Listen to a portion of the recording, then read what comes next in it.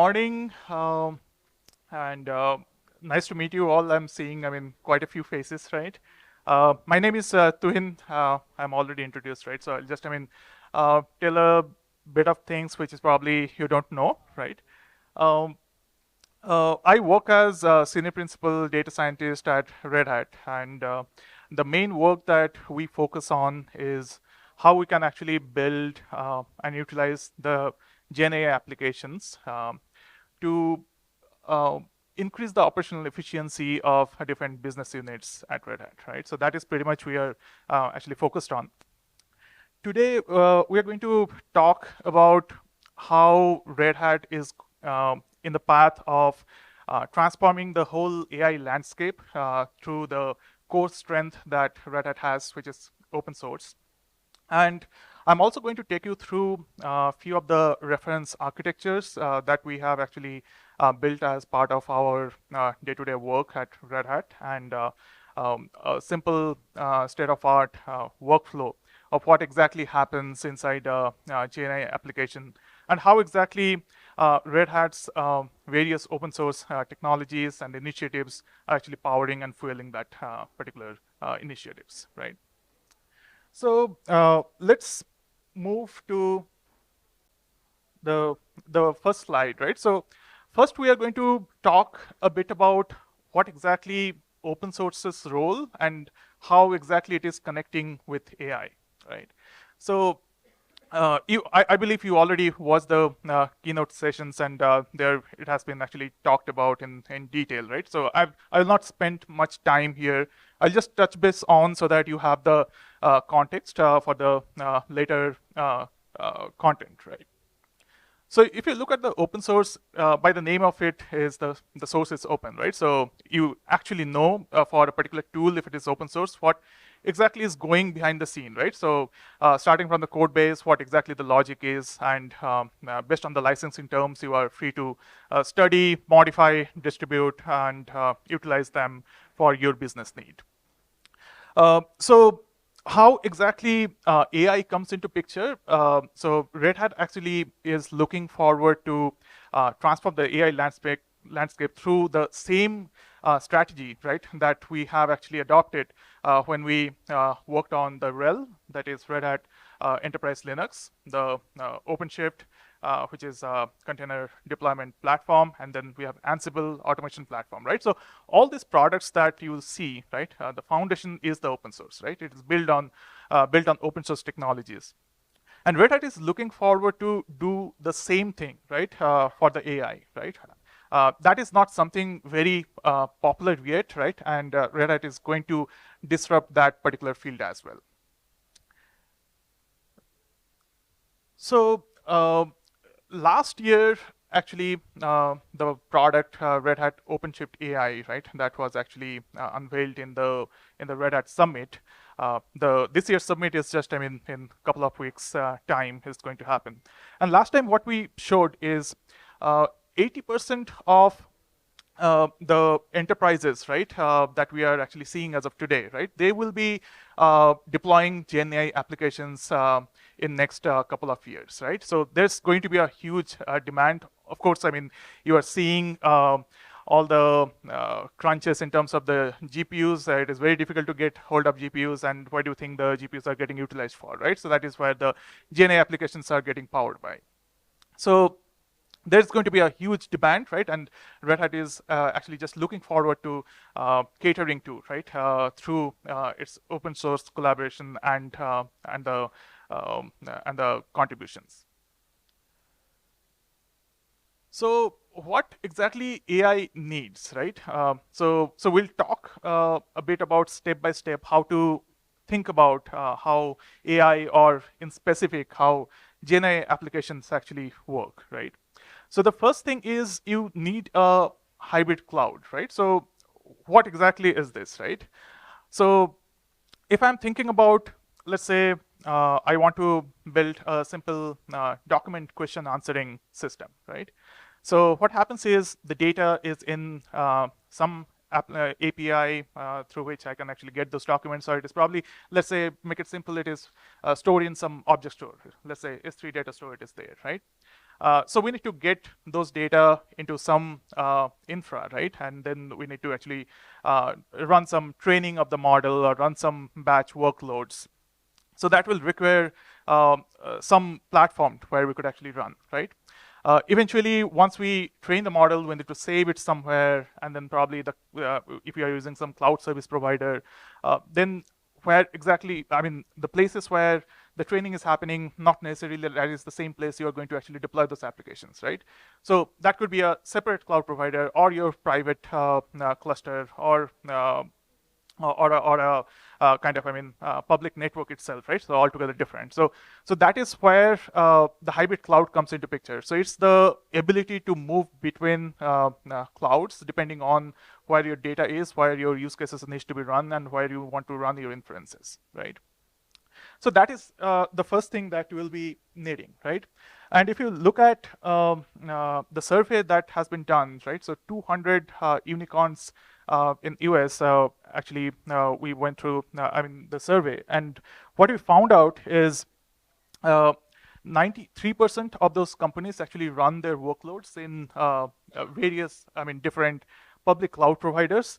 And 81%, they use multiple public cloud and one or more private clouds. So we talked about the hybrid cloud, right? So the next thing that we'll be needing, right, is some operating system, right? So where those applications or the platform actually can be hosted, right? As we are talking about Red Hat, right? So that is where the Linux actually comes into picture, right? So if you look at the total number of public cloud workloads, 90% of them actually runs on Linux, and 96% of the containers, right, also actually runs on Linux. Red Hat Enterprise Linux is actually bridging that gap, right? So with the 24/7 support and upgrading your operating system at your own schedule, right, just adds or boosts this whole initiative there. Now, we talked about the hybrid cloud.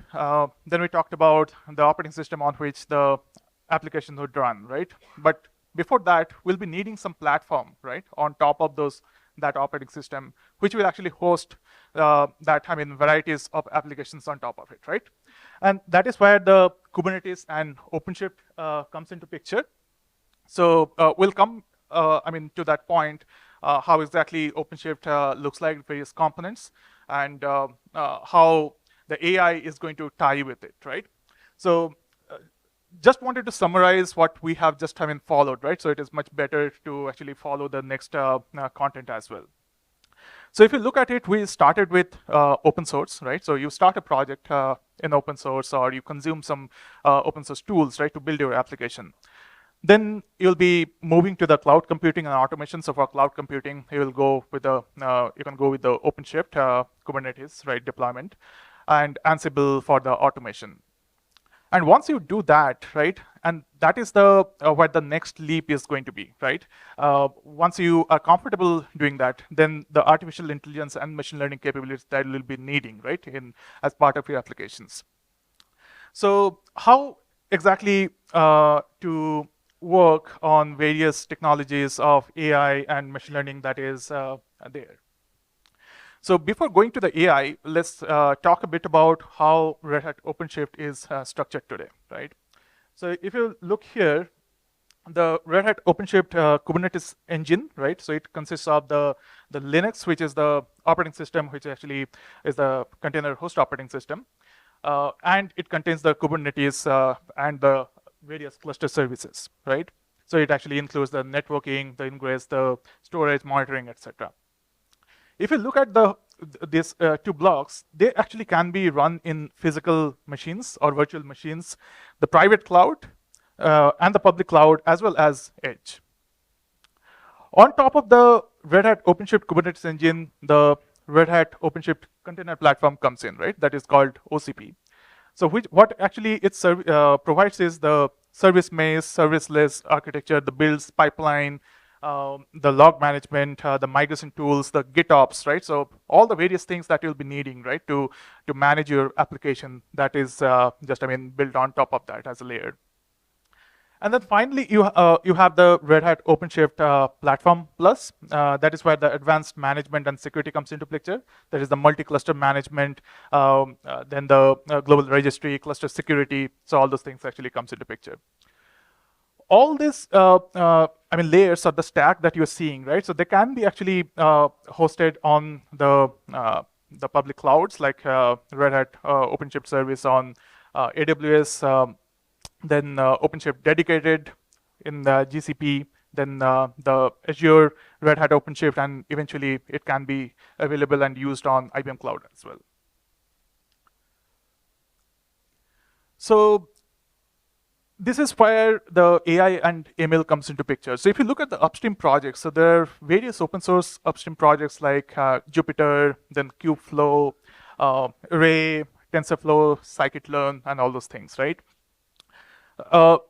Then we have a community project, which is the Open Data Hub. So what Open Data Hub does is it actually provides an open source AI platform, right, which actually leverages all those upstream projects, and it actually makes it really easy to use, then build your application, test it, and deploy, right?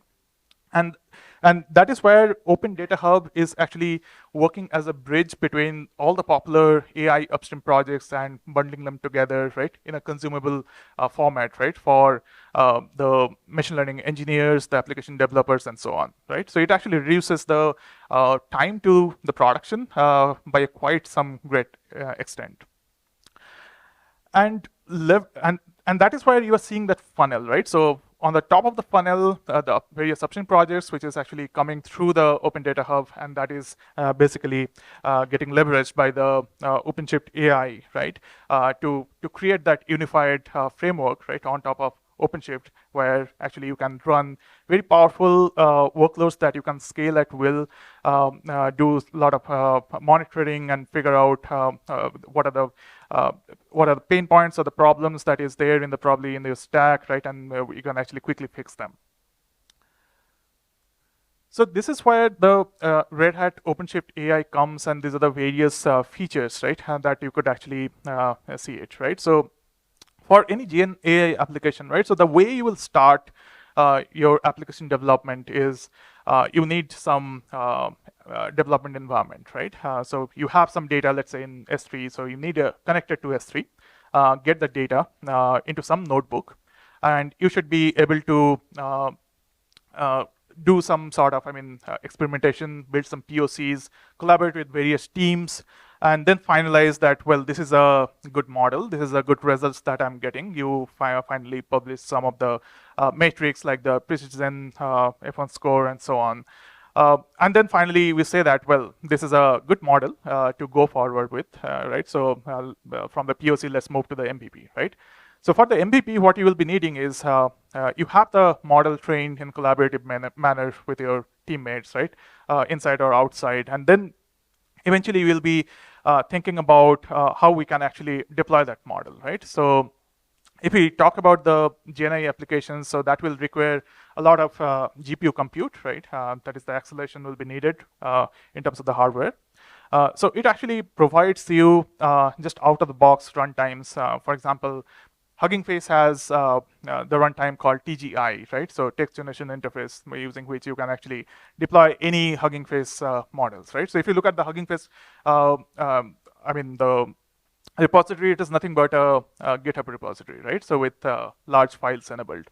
And all the models, right, which are actually following the transformer-based architecture, they actually follow the similar folder structure. The file structure has tokenizers in certain format, and the weights are in certain format, right? So it is pretty standardized format on which the Hugging Face models are actually stored, specifically the transformer-based models, and that's why the tool that Hugging Face created, that is the TGI, that can be actually just used out of the box to load any models, right?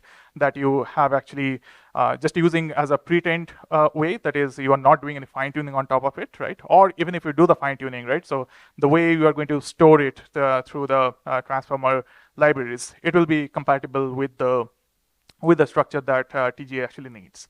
There is another tool that is there for doing the model deployments, which is called VLLM, right?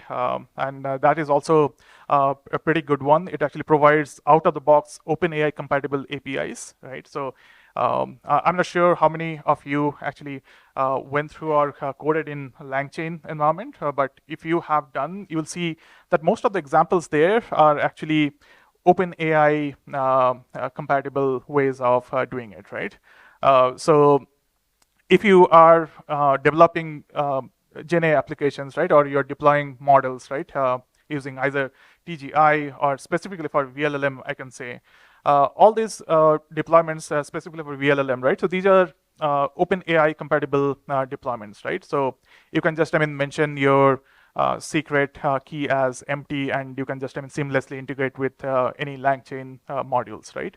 So which is very popular in building the RAG pipeline. And before that, once you take your model to the production, right? So not necessarily that is the model will be staying there forever, right? So you'll be running continuously. You are going to improve that model over time, right? So you're going to feed more data, figure out whether the model is performing better or not, and based on that, you are going to take a call whether the previous model that was actually in the production, whether you want to replace it or if you want to keep it running, right? And that is where it is very important to version the models, right? And that's where the Openshift AI model registry comes into picture. That is the easiest way to, so if you look at the whole picture, right? So you can connect your data, you can train models in collaborative manner, you can store the model, version the model, and then based on the performance of individual runs, you can actually take the model to production through various runtimes that is available, which is anyway open source, right? So all the components you will be seeing, it is actually built on open source. Now, coming to the next one, right? So this is what actually I wanted to show as a reference architecture for any Gen AI application that you will be thinking of building, right? So if you look at the left side, the data sources you have, for example, these are just a placeholders I have used just to explain, why they are there, right? So you have Redshift, the Snowflake, that is where the structured data are going to reside, data related to your finance, data related to your product information, customers, and all the stuff. In S3 and Google Drive, various information regarding the unstructured data, right? So what about the source pages or the knowledge articles or user guides that actually can reside in this particular data sources, right? So we are just covering that the structure and the structured data, both can be actually utilized in this particular architecture. On the bottom, you're seeing that it is OpenShift AI CPU and GPU compute. The CPU compute is for just hosting the CPU-based applications, and the GPU compute is for actually hosting the actual LLMs, right? The bottom two boxes that you are seeing here, the open source box and the proprietary model, right? So in the open source model, all the models like the Mistral, Mixtral, then all the other Hugging Face models, which is actually publicly available. That is where I have just put the placeholder here. That is where the LLM and the embedding model is for just converting the textual information into the numerical counterpart, right? So we'll come how actually embedding model is actually helping the whole framework in the next slide to explain how exactly it actually works in the larger span of Gen AI applications. Now, coming to the proprietary model, so I've just given some examples like, so IBM has a model called Granite model. So it is also a large language model, very similar to what we have like, Llama or Claude and so on. And the Slate model is the name of the embedding model that IBM has developed, right? So all that information, you will find in the footnote that I have included. So what happens is these two places where the LLMs are deployed using the GPU compute, right? And they are actually exposed as OpenAI compatible APIs, right? So when you actually, I'm pretty sure everybody used ChatGPT once at least. I mean, so far, right? So if you actually type any questions there and you hit enter, the ChatGPT actually starts answering right away, right? So it actually streams the output. So that is somebody is actually typing those answers back to you, right? So you don't. So actually, when the API ends executing is when the last character actually comes, right, on the screen. So that is the total time it takes to generate the full answer for you, right? But essentially, you are not actually waiting for the full answer to be present to you before actually seeing the answer, right? So somebody is actually in real time, somebody is streaming it, right? So that is the capability, the TGI, the deployment, the model runtime, and VLLM. This is another runtime. So both of them actually provide, right? That is you don't have to actually wait for the last character to be sent to you, and you can just see the answers just the moment you hit the question, right? So you can see that these two boxes, they can be actually, whether it is open source or it is a proprietary model, right? So they can be just, directly be deployed on Openshift AI GPU compute, right? So without any issues, because Openshift AI comes with those functionalities, the runtimes, where we can just, point to S3 or a Minio bucket where the model is, right? And it will just, pick it up and it will just, deploy. Then what happens is on the right-hand side, there's a VectorDB Milvus, right? So Milvus is also an open source database. So I'm not saying that Milvus is the place to go. It's just an example that I have provided. There are many other vector databases like, Quadrant, then ChromaDB, right? So all those stuffs are there. Milvus is one of the very popular ones. It actually has intrinsic RBAC system, the role-based access control, which is not there in any of the other vector DBs so far. And also it comes with a very good UI, which is actually built using a 2 framework. And that is the way you can actually manage, maintain the users and the various collections and the records in the vector DB. So the reason vector DB is needed is it is not always possible or I would say feasible also, right?